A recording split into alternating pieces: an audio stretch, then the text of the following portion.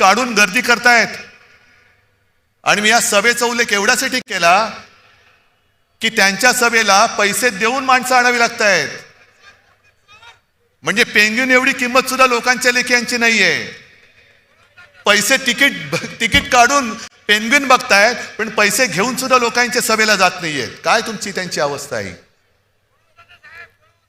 आज नाशिकमध्ये जो आम्ही वचननामा जाहीर केलेला आहे, का नाही करायचा तो, पण तो करायचं की नाही हे तुम्ही ठरवायचंय. तुमच्या समोर सगळं घडतंय.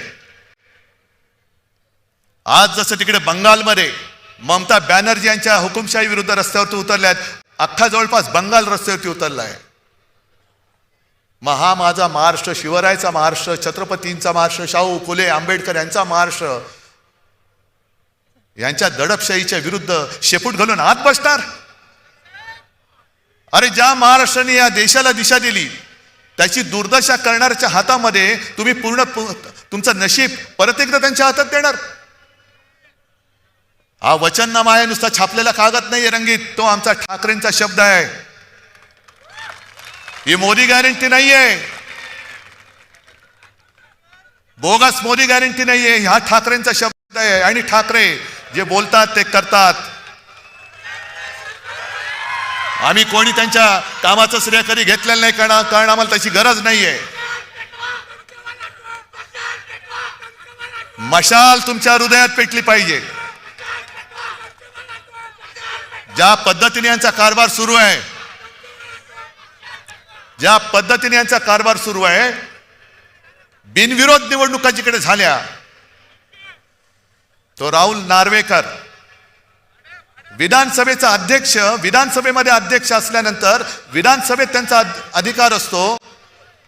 आणि विधानसभेचा अध्यक्ष, लोकसभेचा अध्यक्ष, राज्यसभेचा अध्यक्ष हा पूर्णपणे निष्पक्षपातीपणाने वागणारा पाहिजे. आणि आमच्यावरती घराणेशाहीचा आरोप करणारे भाजपा या राहुल नार्वेकरांच्या घरातले 3-3, 4-4 जणांना उमेदवारी देत आहेत. आणि तो समोरचा उमेदवार त्यांनी अर्ज मागे घ्यावा म्हणून अधिकाराचा दुरुपयोग करणारा राहुल नार्वेकर निवडणूक आयोगाला चालून जातोय.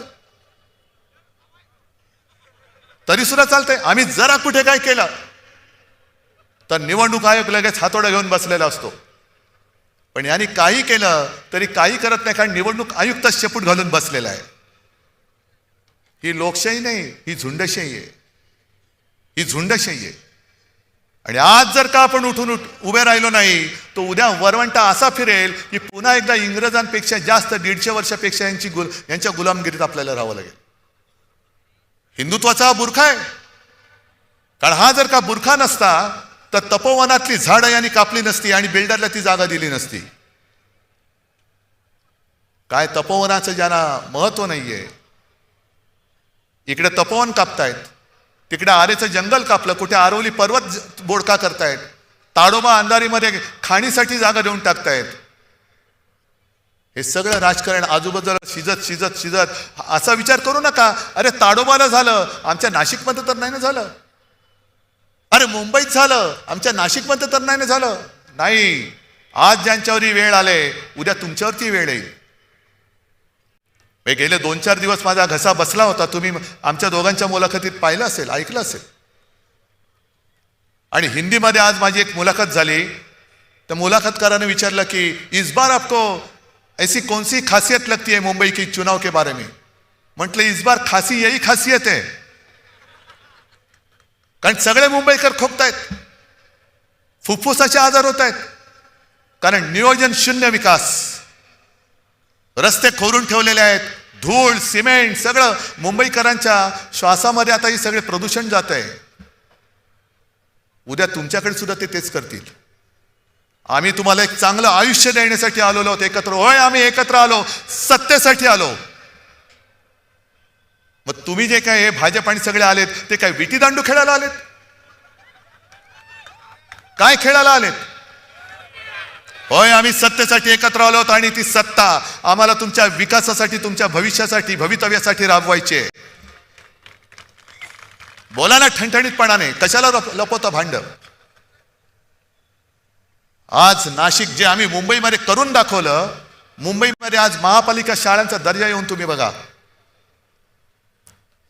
कारण गरीब माणसाला त्याच्या मुलांनी शिकायचं नाही, कारण मोठ्या शाळेच्या फी परवडत नाही.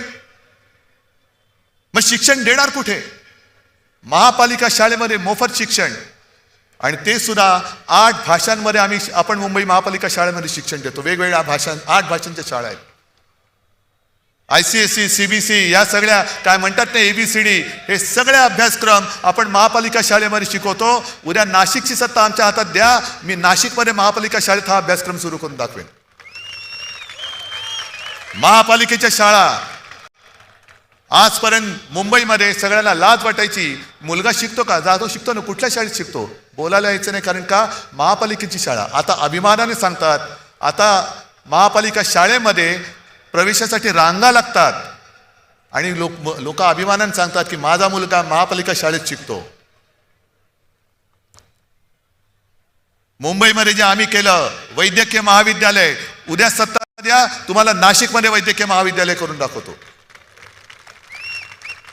जगातली सगळ्यात माफक दरामध्ये प्रवास